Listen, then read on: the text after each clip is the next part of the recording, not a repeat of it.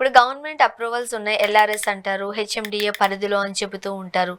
అసలు డిఫరెన్స్ ఏంటి? ఏది బెస్ట్ అని చెప్తారు? ఇప్పుడు ఎవరైనా ఒక వెంచర్‌లో ఏదైనా ఒక ప్లాట్ కొనాలి, లేకపోతే ఒక అపార్ట్మెంట్ కొనాలి అని అనుకుంటే ఇన్ని రిస్ట్రిక్షన్స్ ఉన్నాయి. ఇవన్నీ ఫాలో అయితేనే మనం సేఫ్ సైడ్‌లో ఉన్నట్టు లెక్క.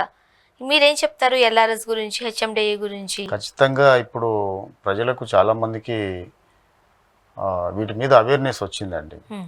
ఎందుకంటే ఈ సోషల్ మీడియా కావచ్చు, ఇంకా వేరే ఆహ్, పేపర్‌లో తర్వాత ఫ్రెండ్స్ కావచ్చు. అవేర్‌నెస్ ఎలా అంటే ఇప్పుడు ఎల్ఆర్ఎస్ అనేది మన కాంగ్రెస్ రేవంత్ రెడ్డి గారి ప్రభుత్వంలో ఎల్ఆర్ఎస్ ఇచ్చారు. అంటే నాన్ అప్రూవల్ లేఅవుట్స్‌కే ఎల్ఆర్ఎస్ అనేది. ఓకే. తర్వాత ఏదైతే అప్రూవల్ లేఅవుట్ ఉందో దాన్ని హెచ్ఎండి అంటారు. హ్మ్. ఎప్పుడో చేసిన లేఅవుట్‌కు ఎల్ఆర్ఎస్ అవసరం. ఇప్పుడు ప్రజెంటు అప్రూవలే తీసుకొని ఉన్నది హెచ్ఎండి అంటాం. హ్మ్. కాబట్టి హెచ్ఎండిఏ ఈజ్ ద బెటర్.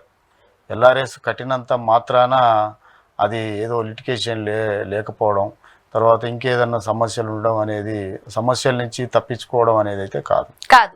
అది ఎప్పుడో ఒకసారి దాని లేఅవుట్ ఏసున్నారు. దానికి అప్రూవల్ అన్నట్టు ఎల్ఆర్ఎస్ ఇస్తున్నారు. ఎల్ఆర్ఎస్ తప్పని పరిస్థితుల్లో గవర్నమెంట్ దాన్ని రెగ్యులరైజేషన్ చేస్తూ ఉంది. ఓకే.